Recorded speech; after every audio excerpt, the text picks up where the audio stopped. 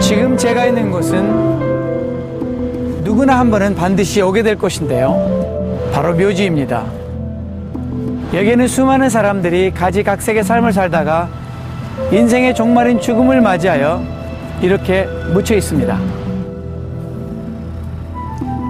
여기 있는 이 비석에는 윌리엄 케이스 1913년에 태어나 1992년에 죽었다고 쓰여 있습니다. 이 사람이 어떤 삶을 살았는지, 그리고 그가 죽은 후에 어디에 갔는지 알 길은 없습니다. 79년을 산 그가 이 땅에 남긴 것은 바로 이 돌비석과 이름뿐입니다.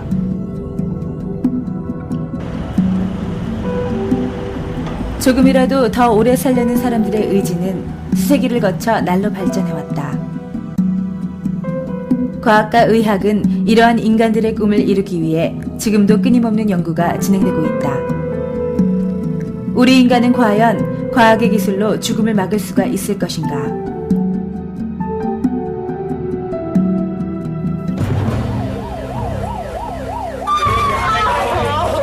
Take a deep breath. Take a deep breath.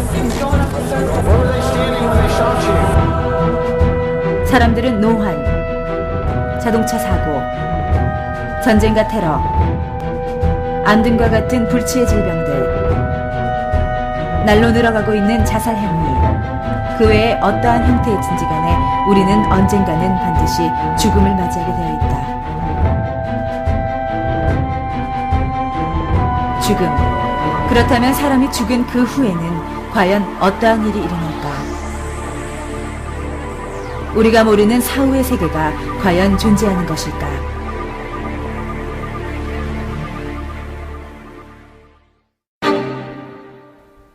이 문제는 수세기를 거쳐 내려오면서 풀리지 않는 미스테리로 치부되어 왔다.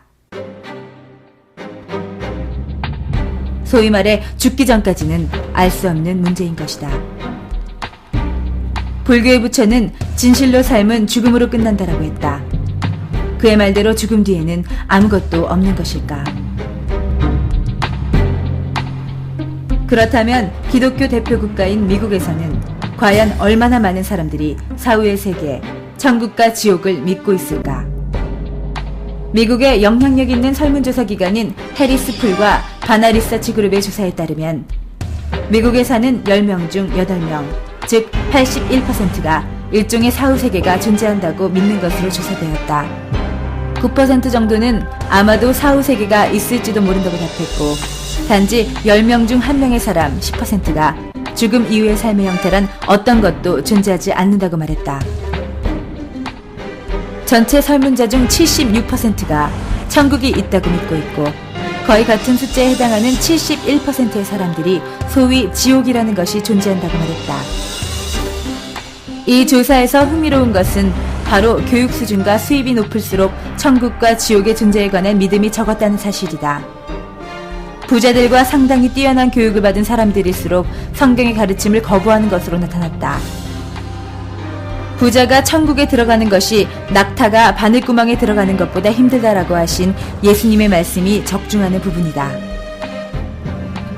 대부분의 미국 사람들은 죽음 이후의 세계와 영혼의 존재를 믿고 있음에도 불구하고 그들이 정작 죽은 이후에 가게 될 최후의 종착지, 곧 그들이 영혼을 어디에서 보내게 될 것인가에 대해서는 확실하게 알지 못하고 있습니다. 여러분은 과연 오늘 내가 죽는다면 어떻게 될 것이라고 생각하십니까? 한번 진지하게 생각해 보시기 바랍니다. 그 대답은 여러 가지일 것입니다. 성경은 말하기를 한 번 죽는 것은 사람에게 정하신 것이요 그 후에는 심판이 있으리라고 기록하고 있습니다. 또한 누구든지 생명책에 기록되지 못한 자는 불못, 곧 지옥에 던지우리라고 말하고 있습니다. 지금부터 여러분이 보게 될 영상은 의학적으로 죽음을 판명받았다가 다시 살아난 사람들의 증언들입니다. 여기서 말하는 죽음을 판명받았다는 뜻은 심장의 박동, 뇌, 그리고 그 외 신체 모든 기관의 활동이 정지된 완전한 죽음을 의미합니다. 이 사람들은 죽은 다음에 무슨 경험을 하였을까요? 우리가 알지 못하는 그 무언가를 보았을까요? 그리고 그들이 다시 살아난 이유가 무엇일까요? 저는 지옥을 경험한 환자를 겪으면서 사후의 세계에 관심을 갖게 되었습니다. 저는 한 가슴에서의 통증을 호소하는 환자의 고통이 심장에서 시작된 것인지 진단해보는 중에 있었습니다. 우리는 환자를 런닝머신에 오르게 하고 심전계를 부착한 뒤 환자가 런닝머신 위에서 달리는 동안 고통이 악화되면 우린 더욱 강도를 세게 하며 환자가 고통을 느끼는 동안의 모든 변화를 기록했습니다. 측정을 계속하고 있는 도중에 이 사람이 갑작스럽게 쓰러져서 죽게 되었어요. 다시 호흡을 시작할 수 있도록 간호사는 그의 입에 호흡기를 대고 인공호흡을 시도했고 그의 심장은 다시 뛰다가 멈추고 했습니다. 결국은 인위적으로 심장을 자극했죠. 결국은 그는 죽었고 안타깝게도 심장 블록이 있었습니다. 환자의 눈은 뒤집어졌다가 돌아오고 심장이 뛰었다가 숨을 쉬고 다시 멈추면 저는 다시 시작했습니다. 그런 환자들 중의 절반은 살아나거나 결국 급사를 하게 되죠. 그는 소리쳤습니다. 선생님, 전 지금 지옥에 있어요. 저는 의사입니다. 그런 얘기 하지 마세요. 선생님은 이해 못하고 계십니다. 저는 계속 지켜보고 있는데 그 환자의 눈은 뒤집어지고 거품을 물면서 얼굴이 창백해지고 심장 박동이 다시 멈췄어요. 간호사들은 저를 보면서 뭔가 해야 되지 않겠냐고 하는데 뭘 어떻게 해야 할지 몰랐어요. 환자는 다시 말하기를 선생님, 절 위해 기도해 주세요. 지옥에서 나가게 해주세요. 뭐라도 좀 해줘요. 환자는 다시 정신을 잃고 오락가락했어요. 이것은 동일한 환자에게서 계속해서 반복되었던 현상이었고 임상적인 죽음입니다. 그래서 저는 알았어요 하고 제 말을 따라하세요. 어서요. 저는 하나님의 아들이신 예수 그리스도를 믿습니다. 따라해요. 그리곤 따라했습니다. 그리고 저를 구원해 주셔서 지옥에서 건져주세요. 전 죽은 후에 천국에 가고 싶습니다. 따라해요. 그리곤 따라했습니다. 하지만 계속 살 수 있다면 저는 영원히 당신의 것입니다. 그는 이 기도를 하면서 교화되는 경험을 하게 되었어요. 뭔가 다른 사람이 이 사람을 위해 싸우고 뭐 대단한 것이 있었던 게 아니고 말입니다. 그리고 아주 평화롭게 죽게 되었어요. 다른 평범하게 죽는 사람들처럼 말이에요.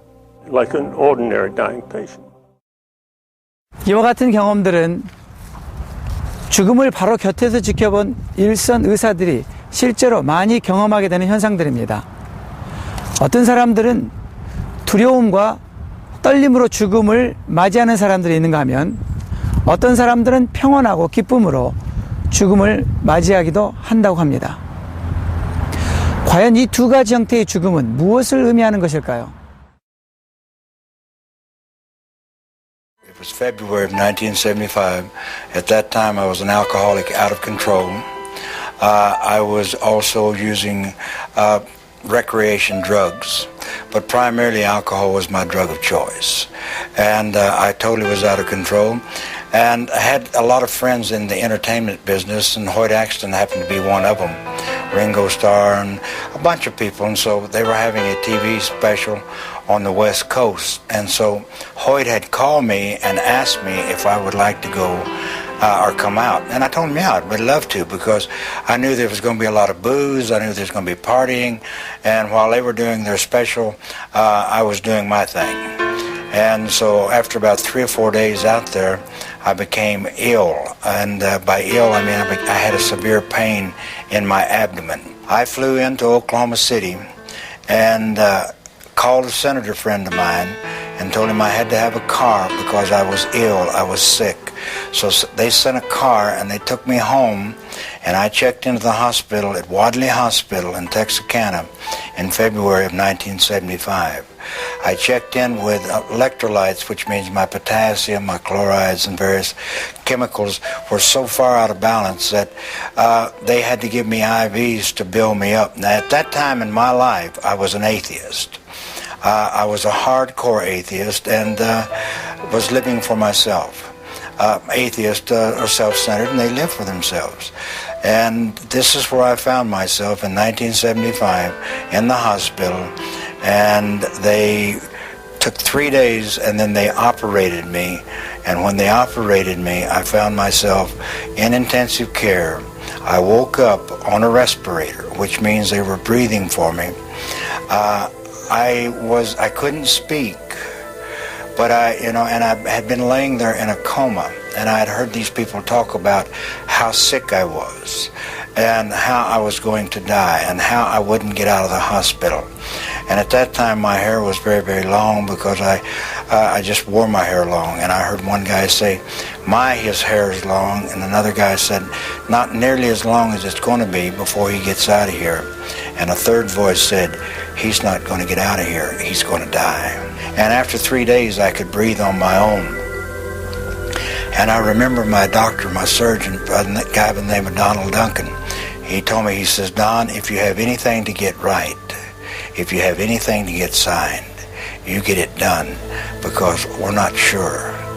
We're not sure how long you have. So I knew, I had a condition that was called acute hemorrhagic necrotic pancreatitis. You don't live with this disease. Now, you can live with pancreatitis. You can even live with acute pancreatitis.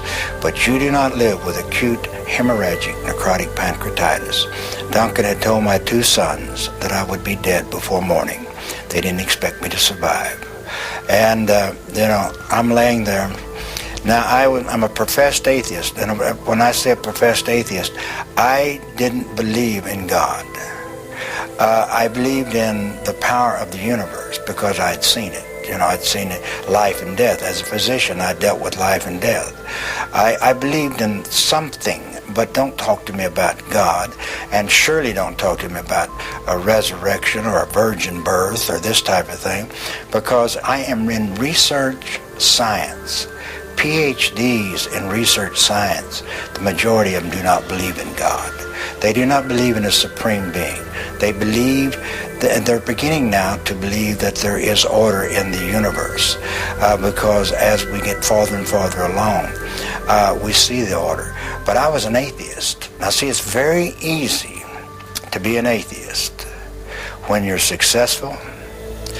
You have worked your way from Oklahoma welfare to being one of the most powerful men in your part of the country, one of the most powerful men in the state of Oklahoma in relationship to political. It's very easy to be an atheist when you have done all of that. Man can sit back and say, I don't need God. What is God? But it's very difficult to be an atheist when you're laying on your deathbed, because you begin to think, what if these people are right? See, there'd been one man by the name of Ron Short that has stood between me and the gates of hell. One man that had witnessed to me about the love of Jesus for 5 years before I became ill. One man. And, I would debate him, and I liked him because he did what he said he was going to do. I mean, he was the only one that I saw that professed to be Christian, that lived what he said he was going to do. And so I really respected him. I didn't believe what he said, but I respected him.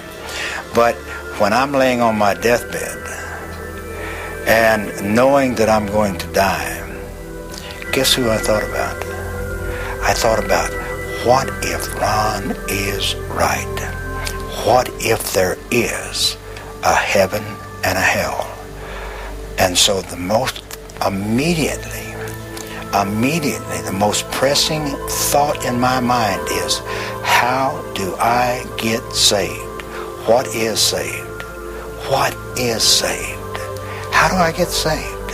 And so I sent them for Ron Short. I wanted him to come down because I wanted him to do what he had to do. I had no idea. How can a man hanging on a tree in Israel 2,000 years ago, what is that to me? But I knew that he had something that I had to have. And that night, see, I had him go for Ron, but Ron wasn't home. Ron was in Alabama. And so I had him go and send for Ron. And that night was the longest night that I've ever had in my entire life, before or since. And that night is as I would be laying there in bed. As I'm laying there in bed, I would begin to fade away. I would begin to fade away, and as I would fade away, I would begin to go down. Now, it was like darkness. It was so dark. It was like the very darkness just penetrated into your very, very being. And as I left, and I can tell you I left my body because I remember when I came back into my body. You know, I don't know where I was out of my body. Now, there are people that talk about a light. There are people that talk about floating above. There are people that talk about a feeling of warmth and love. I didn't feel any of that. I felt none of that. I felt untold terror. Untold terror. Because I knew that if I ever went all the way, if I slipped all the way, I would never get back. Now, in my beings of beings, I knew that. And so I fought all night long. They told me later on, I not only pulled the mattress cover off of the mattress, I pulled the mattress up on me because I had to stay. I had to wait. I had to wait till Ron got there. Whatever he had to do, I had to wait. But I would, again, and then I would leave, and I would be going down like a deep, deep, dark terror. Now, my skin began to get cold. Now, it's not like cold when you walk out into the air. It's like bone chilling cold in my lower extremities. And you can feel the coldness begin to come up the legs.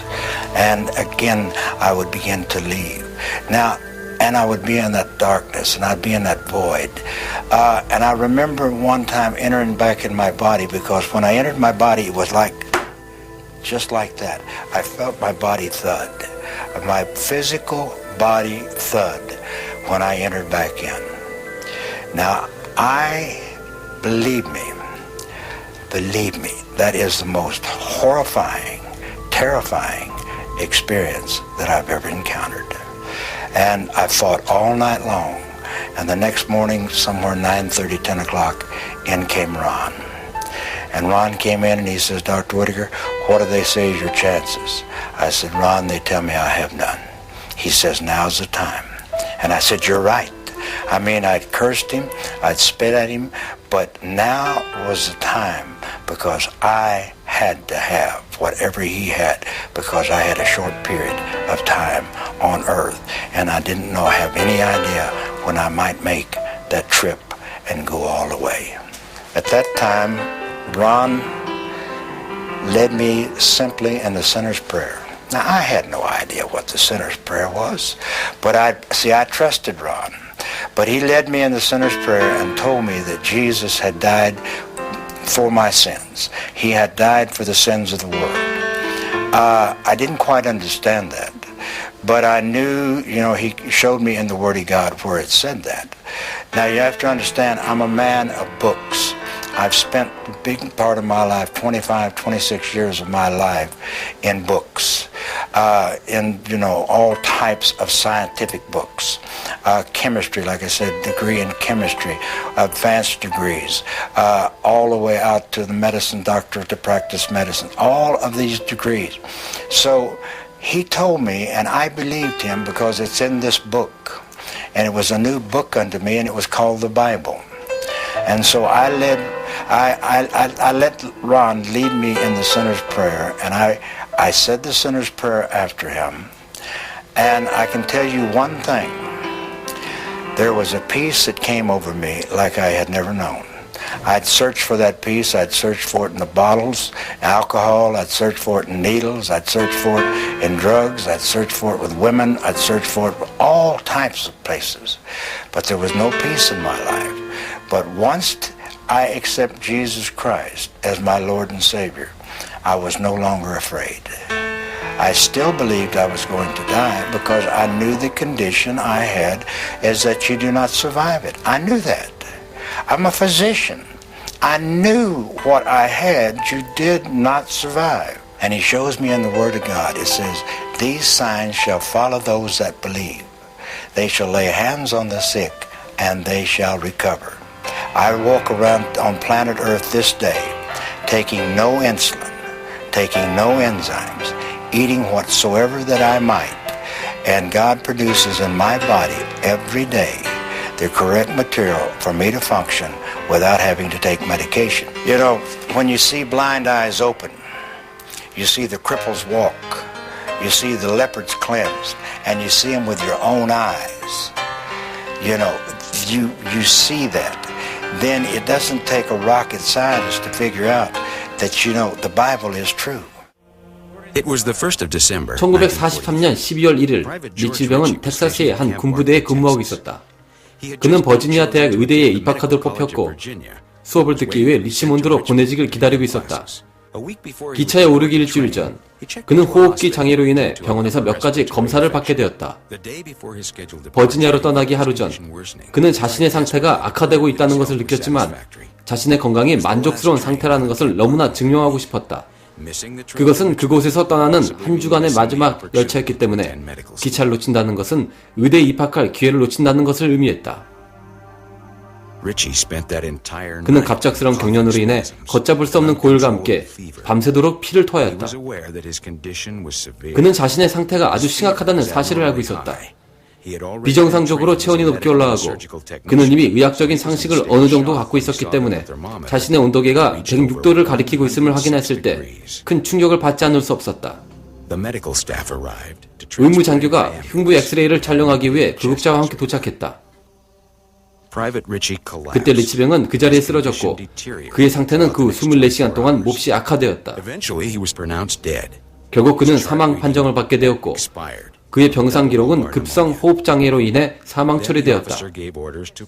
그리고 군부대는 그의 장례를 준비하게 되었다. 바로 거기서부터 리치병은 자신이 사망으로 판정된 동안의 경험들을 이야기하기 시작한다.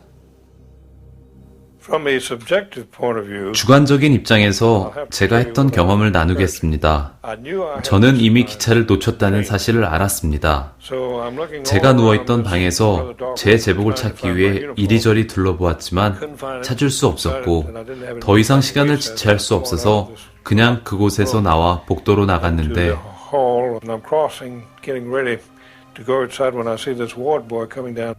한 장교가 걸어오는 것을 보았죠. 그에게 다가가는데 그와 저는 서로를 관통하였습니다. 저는 아주 놀라지 않을 수 없었죠. 하지만 위험을 감당해야 한다면 그렇게 해야겠다고 결심했습니다. 문을 통과해서 나왔고 그 문을 나오자마자 저는 땅에서 500피트 정도 떨어진 공중에서 엄청나게 빠른 속도로 날고 있었습니다. 마침내 한쪽에 도시가 보이는 곳에 도착했고 밤늦게까지 하는 한 카페 앞에 어떤 사람이 들어가려고 하는 것을 보고 그곳으로 내려갔습니다. 내가 리치몬드를 향해서 제대로 가고 있는지 확인해 보려고 했던 거죠. What city is this? Excuse me, sir. You can just tell me what city this is? I'd really appreciate it. I was on my way to Richmond and I seem to have gotten lost. Please. 이게 다른 사람이 저를 듣지도 보지도 못한다는 것을 알게 된 두 번째 경험이었습니다. 저는 길 한쪽에 있는 전화박스에 연결된 줄에 기대려고 했는데 제 손이 그냥 통과해 버렸습니다. 그때 저는 알게 되었죠. 바틀리에 있는 그 방 침대에 내 몸을 두고 왔고 그것을 찾으러 가야겠다 결심했습니다.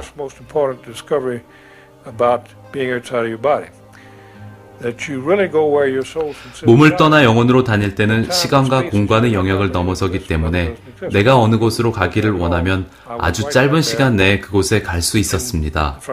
그 병원으로 다시 돌아가서 방으로 가려는데 제가 있던 방이 어딘지 찾을 수가 없었죠. 다른 군인들이 침대에 누워 있었는데 우리는 우리가 자신을 잘 알고 있다고 생각하지만 그렇지 않더라고요.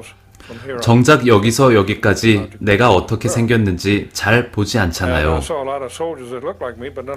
저와 비슷하게 생긴 군인들은 많이 있었는데 제 몸을 찾지 못했습니다. 문과 문, 벽과 벽을 통해서 이리저리로 제 몸을 찾으려고 돌아다니면서 점점 간절해지더라고요. 마침내 마지막 방으로 들어갔는데 이불이 얼굴까지 덮여있는 한 몸을 보았습니다. 저는 단숨에 그것이 제 몸인 것을 알았어요. 왜냐하면 손가락에 있는 기념 반지가 보였거든요. 그때 저는 완전히 망연자실했습니다. 그것이 죽은 몸이라는 것을 알게 되었거든요. 전 그렇게 되기에는 너무 젊었습니다. 이제 겨우 20살이었으니까요. 그런데 갑자기 그 방의 조명이 밝아지기 시작했고 엄청나게 강력한 불빛이 저를 비추었고 그것을 마주했습니다. 세 가지 사건이 동시에 일어났습니다. 침대에 누워있는 육체가 아닌 내 영혼, 아주 깊숙이 있는 무언가가 내게 이야기했습니다. 하나님의 아들이 임재 앞에 바로 서라. 그와 동시에 그 밝은 빛으로부터 지금까지 만나본 적 없는 가장 경이로운 분이 걸어 나오셨고 그 병원의 벽들이 다 사라졌습니다. 그리고 내가 태어나서부터 사망이 선고된 지금까지 공개적으로 또 개인적으로 겪었던 모든 사건들이 내 눈앞에서 보여지고 있었습니다. 그리고 그분은 제게 물었어요. 살아오는 동안 너는 무엇을 했느냐? 저는 보이스카웃에 있었고 전 그것이 당신을 영화롭게 하는 거라고 생각했어요. 다시 물으셨습니다. 살아오는 동안 너는 무엇을 했느냐? 그 순간에 가식이나 거짓이 있을 수 없습니다. 왜냐하면 그분을 대면하자마자 깨닫게 되는 것이 그분은 나에 대해 모든 것을 알고 계신다는 것이기 때문이죠. 그때는 잘못 이해하는 것도 있을 수가 없습니다. 제가 마주했던 분은 저에 대해 모든 것을 알고 있는 존재였습니다. 그리고 그는 저를 완전히 받아들이시고 제 전부를 사랑하셨습니다. 그게 제 마음을 완전히 사로잡았죠. 그리고 나서 그리스도께서 제게 가까이 오라고 손짓을 하셨습니다. 여러분은 상상하기 힘드시겠지만 그분께서는 제게 완전히 다른 세계를 열어주고 계셨습니다. 리치 일병의 죽음은 이 사건이 일어날 당시에 책임자였던 프란시 박사에 의해 확인되었다. 그의 책 나의 죽음 후의 삶은 그가 경험했다고 주장하는 다른 세계들에 대한 묘사들을 담고 있다. 그것은 한 사나이의 죽음에 관한 상세한 설명인 동시에 삶 이후에 대해 그가 믿는 것이다. 모든 사람은 죽은 후에 반드시 심판대 앞에 서게 되고 그리고 다음과 같은 두 가지 질문을 받게 될 것입니다. 첫째, 이 땅에 살면서 하나님의 아들 예수 그리스도와 어떤 관계를 갖고 살았는가? 둘째, 하나님께서 주신 단 한 번의 인생을 이 땅에서 어떻게 살았는가? 여러분은 이와 같은 질문에 어떤 대답을 하게 될 것이라고 생각하십니까? 그 대답의 결과에 따라 여러분은 천국과 지옥, 그 갈림길에 서게 되는 것입니다.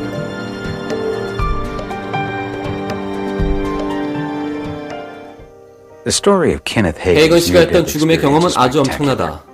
1939년 4월 병상에 누워있던 헤이건 씨는 태어날 때부터 변형된 심장으로 인해 몸이 좋지 않았다. 22일 저녁 그는 고비를 넘기지 못했다. 그의 가족들은 의사 선생님이 도착하기를 기다리며 병상을 지키고 있었다. 갑자기 고통의 번개처럼 그의 가슴을 갈랐고 그는 자신의 삶이 몇 분밖에 남지 않았음을 인정해야 했다. 그가 고백하기를 내 발가락이 말을 듣지 않는다. 이 마비가 나의 발목에, 무릎에, 엉덩이에, 배에, 또 심장에 퍼졌고 난 내 몸 밖으로 빠져나왔다. 내가 몸을 빠져나왔다는 것을 난 느낄 수가 있었다. 내 가족이 방에 있는 것을 볼 수 있었지만 그들을 부를 수 없었다. 그가 가족들을 부르려고 할수록 그의 몸은 그 방에서 멀어져 땅속 깊은 곳으로 점점 떨어져 내려가고 있음을 느꼈다. 헤이건 씨가 말하기를 계속 떨어져 내려갈수록 지구상의 빛이 멀어져 갔고 결국 어둠으로 덮였다고 한다. 그가 맨 밑바닥까지 내려갔을 때 뒤는 온갖 주황색 불꽃으로 둘러싸였다. 그는 그가 믿기로 지옥의 입구를 보았는데 몸이 아무리 멈추려고 애를 써도 마치 자석처럼 그 안으로 빨려 들어갔고 그 안에서 아주 이상한 피조물이 그를 만나려고 기다리고 있었다. 그는 쳐다보지 않았고 그의 시야는 어쩔 수 없이 그곳의 입구를 향했다. 그 피조물이 헤이건 씨를 붙잡았을 때 천둥 같은 목소리가 들려오고 그와 동시에 그 피조물은 헤이건 씨를 풀어주었다. 그리고 불빛을 향해서 끌어당겨짐을 느낄 수 있었다고 한다. Granny. Oh, son, you're back. Granny, I'm going again. No. Hang on. Where's Mom? I want to tell her goodbye. When I thought your Mama, you had gone, she ran out the door. I've got to tell Mama goodbye. Yes. Lily. Granny, don't go. Don't leave me. No. I'm afraid I'll go where you're going. No, I won't go. I'll stay right here, son. I'll be right with you. Granny, I'm going again. I love you.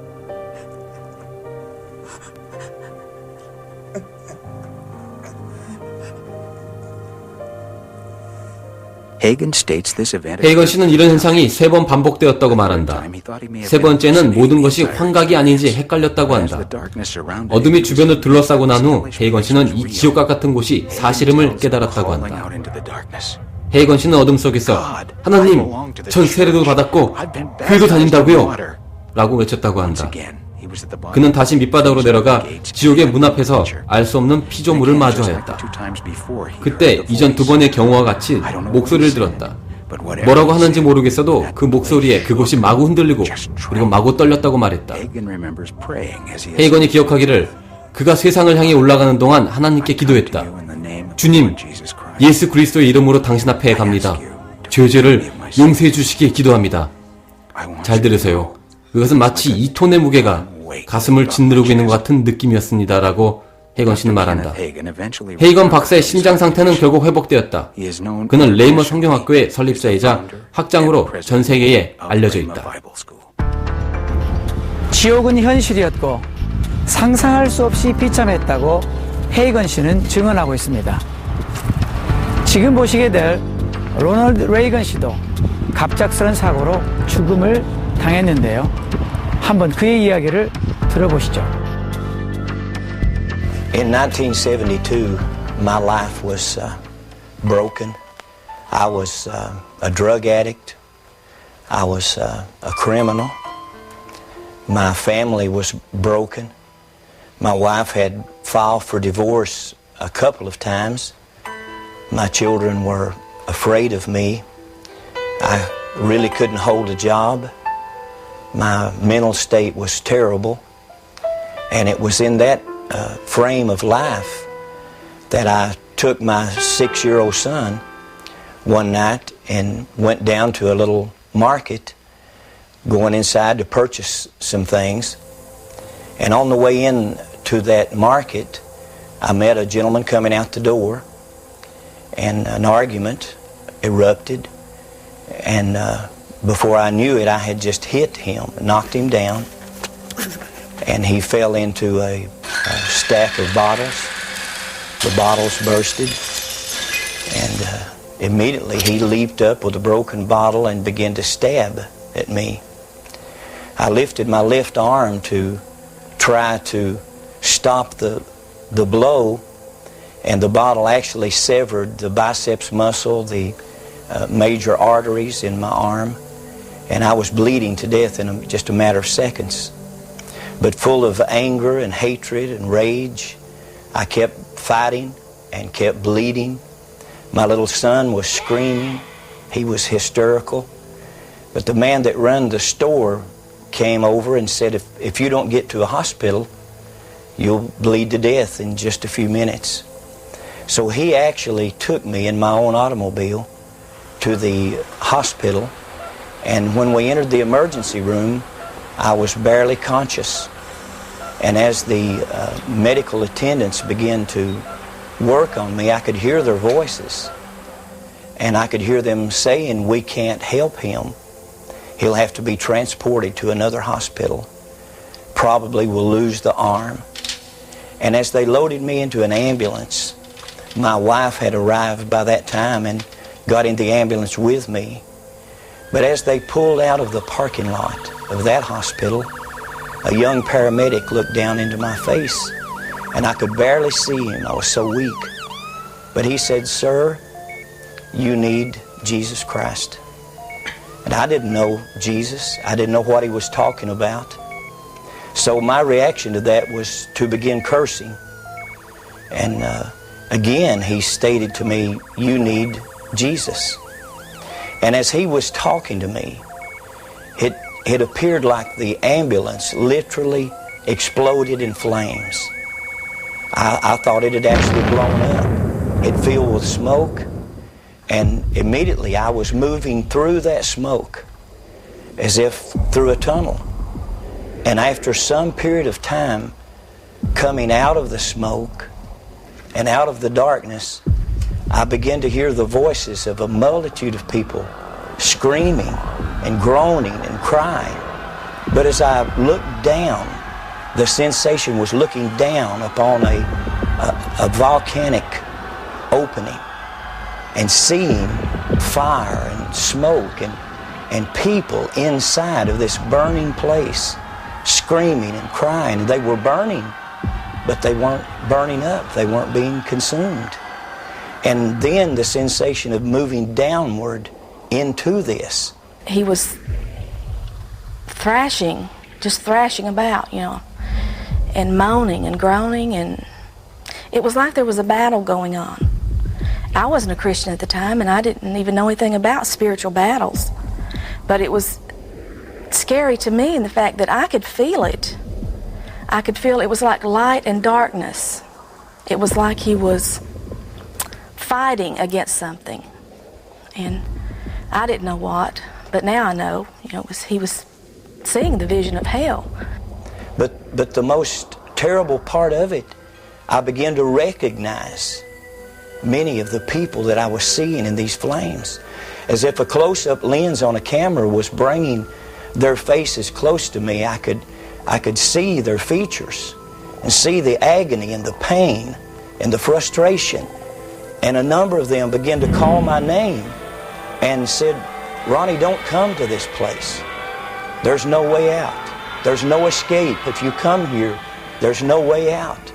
And I looked into the faces of one that had died in a robbery attempt, who had been shot to death and bled to death on the sidewalk.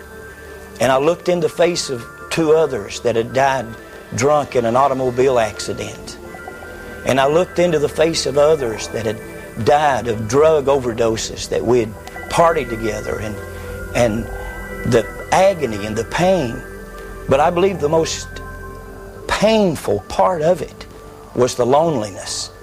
And the depression was so heavy that there was no hope. There was no escape. There was no way out of this place. And the smell was like sulfur, like an electric welder. And the stench was terrible. And as I looked at this, I had seen people killed. I had been involved in fights where people were killed. I've done time in prison for manslaughter myself. I grew up basically in a reform school and in a jail cell. I was beat on mercifully as a child by a father that had temper problems and alcohol problems. I was a runaway at 12 years old, and I felt like there was nothing in this world that could frighten me. My life was wrecked, my marriage was wrecked, my health was wrecked, but now I'm seeing something that literally scares me to death because I don't understand it. And as I'm looking into this pit, this place of fire and screams and torment, I just fade out into blackness. And when I open my eyes, I'm in a hospital room in Knoxville, Tennessee. My wife is sitting by. There have been multiple stitches put in my body.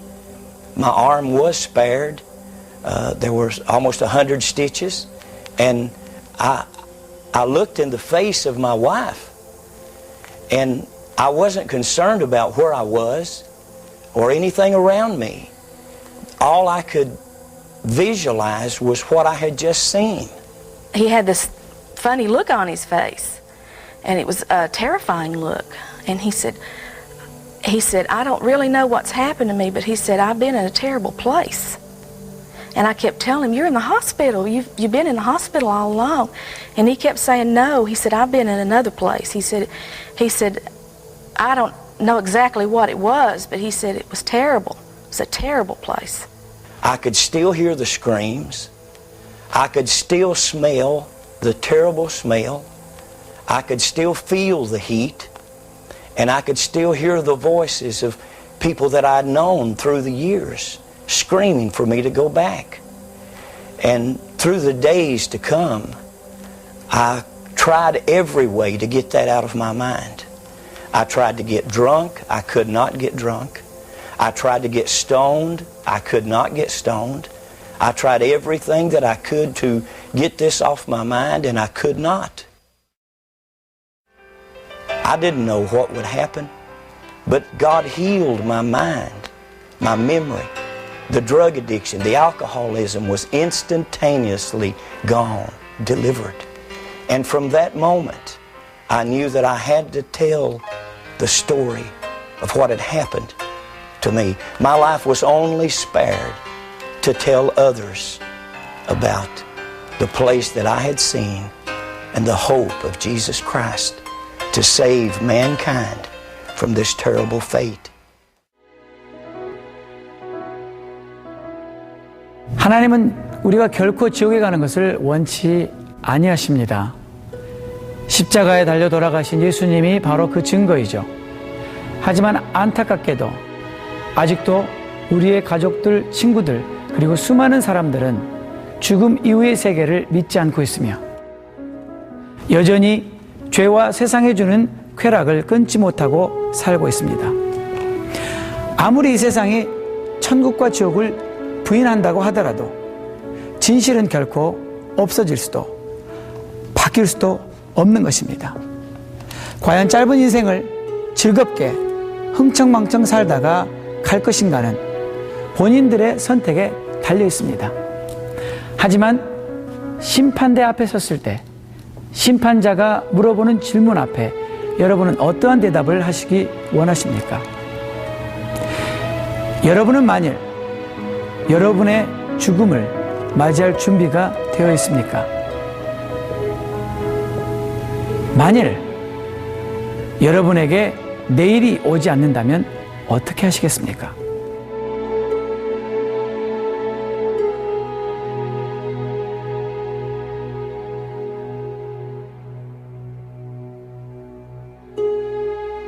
지금 이 시간 예수님을 영접하기 원하시는 분은 다음의 기도를 따라 하시기 바랍니다. 하나님, 저는 죄인입니다. 지금까지 살아오면서 지은 저의 모든 죄를 용서해 주세요. 하나님의 아들 예수님께서 저의 죄를 대신하여 십자가에 못 박혀 죽으심으로 저의 모든 죄값을 다 지불하셨고 3일 만에 다시 살아나셨으며 모든 사람을 심판하러 장차 이 땅에 오실 것을 믿습니다. 예수님, 이 시간 내 마음에 들어오셔서 내 마음을 다스려 주시고 내 삶의 주인이 되어 주세요. 예수님의 이름으로 기도드립니다. 아멘.